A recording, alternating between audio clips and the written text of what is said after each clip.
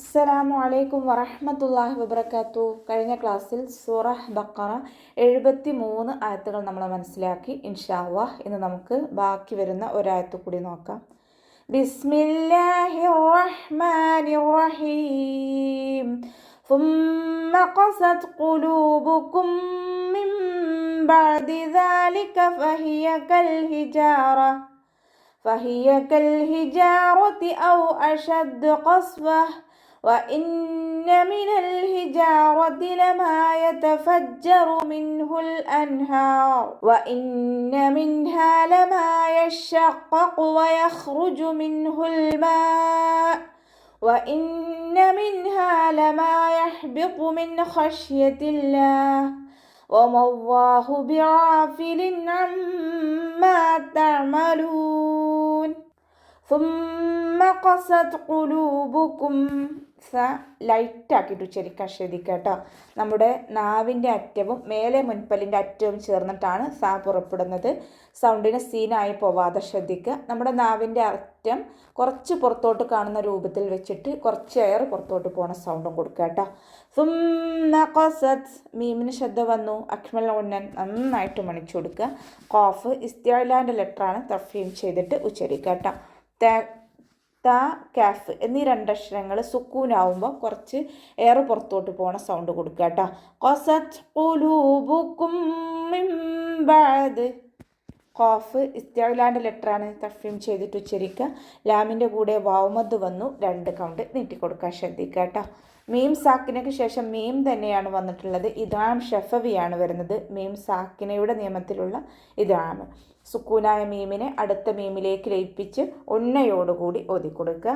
നൂൻ സാക്കിനയ്ക്ക് ശേഷം ഇഖ്ലാബിൻ്റെ അക്ഷരമായിട്ടുള്ള ബാ വന്നു. നൂൻ സാക്കിനയ്ക്ക് ശേഷം ബാ എന്ന ഒരൊറ്റ അക്ഷരം മാത്രം വന്നു കഴിഞ്ഞാൽ നൂൻ സാക്കിനെ നമ്മൾ മീമിൻ്റെ സൗണ്ടാക്കിയിട്ട് ഉച്ചരിക്കുക കേട്ടോ. അയിന് കൽക്കല ലെറ്റർ അല്ലാത്തത് കൊണ്ട് ഹാഫ് സുക്കൂന് കൊടുക്കുക. മഹ്റജ് വസത്തുൽ ഹൽക്കാണ്, തൊണ്ടയുടെ മധ്യഭാഗം ശ്രദ്ധിക്കുക. ദാലിനെ ലൈറ്റാക്കിയിട്ട് ഉച്ചരിക്കാൻ ശ്രദ്ധിക്കുക. ദാലിൻ്റെ കൂടെ അലിഫ് സൈറയാണ് വന്നിട്ടുള്ളത്. 2 കൗണ്ട് നീട്ടിക്കൊടുക്കുക. കാഫ് ഉച്ചരിക്കുമ്പോൾ കുറച്ചൊന്ന് ചെരിച്ചിട്ട് ഉച്ചരിക്കാൻ ശ്രദ്ധിക്കുക കേട്ടോ. ഫ ലൈറ്റാക്കിയിട്ട് ഉച്ചരിക്കുക. നമ്മുടെ മേലെ മുൻപല്ലിൻ്റെ അറ്റം എഡ്ജ് താഴെ ചുണ്ടിൻ്റെ ഉൾവശത്ത് നനഞ്ഞ ഭാഗത്ത് വെക്കുക കേട്ടോ. കൽ ഹിജാറ. ലാമ് കൽക്കല ലെറ്റർ അല്ലാത്തത് കൊണ്ട് ഹഫ് സുക്കൂന് കൊടുക്കുക. ഹ മഹ്റജ് വസത്തുൽ ഹൽക്കാണ്, തൊണ്ടയുടെ മധ്യഭാഗം. സൗണ്ടിനെ ക്ലിയർ ആക്കി കൊടുക്കുക കേട്ടോ. റോ ഫതഹ ആയതുകൊണ്ട് നമ്മൾ ഉയർത്തിയിട്ട് ഉച്ചരിക്കാൻ ശ്രദ്ധിക്കുക. ഔ അഷദ്ദു. വാവ് ഉച്ചരിക്കുമ്പോൾ ചുണ്ടുകളൊന്ന് വട്ടത്തിൽ പിടിച്ചു കൊടുക്കുക. പല്ല് ചുണ്ടിൽ തട്ടാത്ത രൂപത്തിൽ ഉച്ചരിക്കുക കേട്ടോ. ദാലിന് ശബ്ദം വന്നു. 2 അക്ഷരങ്ങൾ ഉച്ചരിക്കുന്ന കനം കൊടുക്കുക. ഖസ്വ. ഖാഫ് ഇസ്തിഅലാൻ്റെ ലെറ്ററാണ്. തഫീം ചെയ്യുക. സീന് കൽക്കല ലെറ്റർ അല്ലാത്തത് കൊണ്ട് ഹാഫ് സുക്കൂന് കൊടുക്കാൻ ശ്രദ്ധിക്കുക. ഇവിടെ വഖഫിൻ്റെ ചിഹ്നമായിട്ടുള്ള ജീമ് വന്നിട്ടുണ്ട്. വഖഫും വസ്ലും അനുവദനീയമാണ്. ഇനി നമ്മളവിടെ വഖഫ് ചെയ്യുമ്പോൾ താ മർബൂത്തയിൽ വഖഫ് ചെയ്യുമ്പോൾ ഹാ സുക്കൂനിൻ്റെ സൗണ്ട് കൊടുത്തിട്ട് വഖഫ് ചെയ്യുക കേട്ടോ. ഇന്ന വാവ് ഉച്ചരിക്കുമ്പോൾ ചുണ്ടുകളൊന്ന് വട്ടത്തിൽ പിടിച്ചു കൊടുക്കുക. നൂനിന് ശബ്ദ അക്മൽ ഉന്നൻ.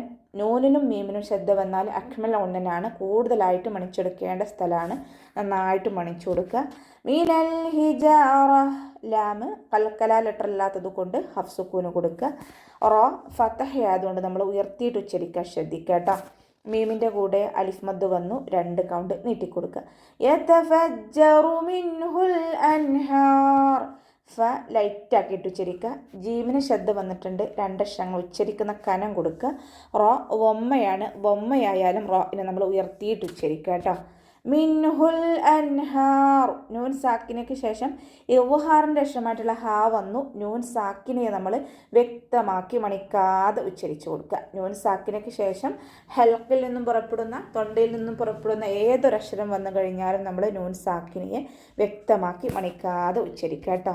ലാമിന് കൽക്കല ലെറ്റർ അല്ലാത്തത് കൊണ്ട് നമ്മൾ ഹാഫ് സുക്കൂന് കൊടുക്കുക. നൂനിനും ഹാഫ് സുക്കൂന് കൊടുക്കാൻ ശ്രദ്ധിക്കുക കേട്ടോ. ഇനി ഇവിടെ നമ്മൾ വഖഫിൻ്റെ ചിഹ്നമായിട്ടുള്ള ജീമ് വന്നു. വഖഫ് ചെയ്യുമ്പോൾ റോക്ക് സുക്കൂനായിട്ട് വഖഫ് ചെയ്യും. വഇന്ന മിൻഹാ ലമാ യശഖഖ്. വാവ് ഉച്ചരിക്കുമ്പോൾ ചുണ്ടുകളൊന്ന് വട്ടത്തിൽ പിടിച്ചു കൊടുക്കുക. നൂന് ശബ്ദം വന്നു. അക്മൽ ഉന്നൻ നന്നായിട്ട് മണിച്ചു കൊടുക്കുക കേട്ടോ. നൂൻ സാക്കിനയ്ക്ക് ശേഷം ഇവ്ഹാറിൻ്റെ അക്ഷരമായിട്ടുള്ള ഹാ വന്നു. നൂൻ സാക്കിനെ നമ്മൾ വ്യക്തമാക്കി മണിക്കാതെ ഉച്ചരിച്ചു കൊടുക്കുക. മീമിൻ്റെ കൂടെ അലിഫ് മദ് വന്നു, 2 കൗണ്ട് നീട്ടിക്കൊടുക്കുക കേട്ടോ. യശഖഖു ഷീനിൻ ശബ്ദ 2 അക്ഷരങ്ങൾ ഉച്ചരിക്കുന്ന കനം കൊടുക്കുക. ഖാഫിൻ ശബ്ദ വന്നിട്ടുണ്ട്, 2 അക്ഷരങ്ങൾ ഉച്ചരിക്കുന്ന കനം കൊടുക്കുക വേണം. ഇസ്തിഅലാൻ്റെ ലെറ്റർ ആയതുകൊണ്ട് തഫ്ഹീം ചെയ്തിട്ട് ഉച്ചരിക്കുക കേട്ടോ. 2 ഖാഫിനെയും തഫ്ഹീം ചെയ്തിട്ട് ഉച്ചരിക്കുക.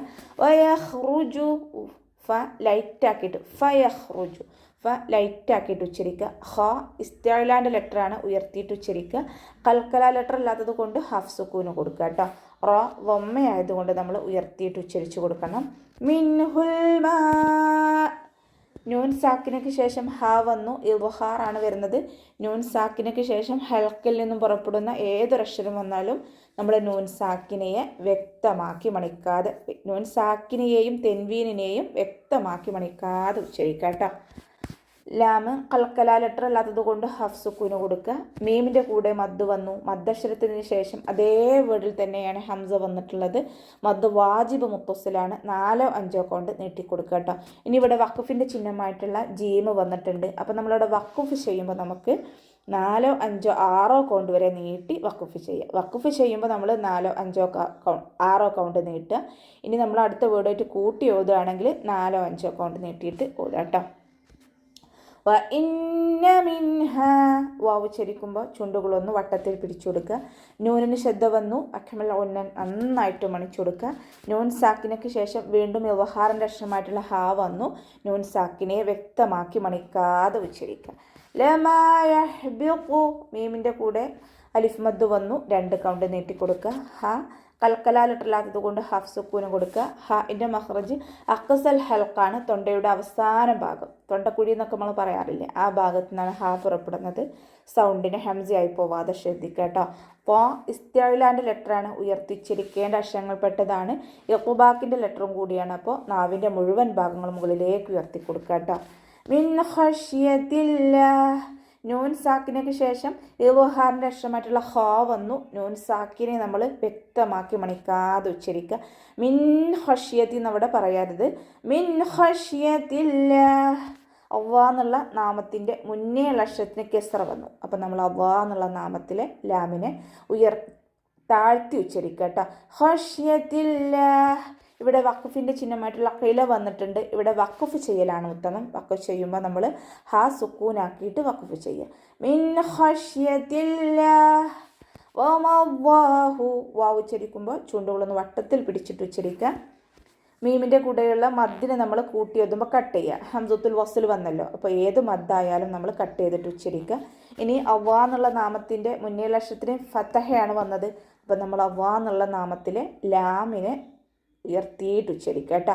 വമല്ലാഹു ബിഗാഫിലിൻ. ഗൈനിൻ്റെ മഖ്റജ് അദ്നൽ ഹൽക്കാണ്, തൊണ്ടയുടെ ആദ്യ ഭാഗം, സൗണ്ടിനെ അയിനായി പോവാതെ ശ്രദ്ധിക്കട്ടെ. ആ സൗണ്ട് തന്നെ കൊടുക്കാൻ ശ്രദ്ധിക്കുക. പിന്നെ ഇസ്തിഅലാൻ്റെ ലെറ്ററും കൂടിയാണ് ഗൈന്, അപ്പോൾ നമ്മൾ ഉയർത്തിയിട്ട് ഉച്ചരിക്കുകയും ചെയ്യുക. അലിഫ് സൊയറയാണ് കൂടെ വന്നിട്ടുള്ളത്, 2 കൗണ്ട് നീട്ടിക്കൊടുക്കുക.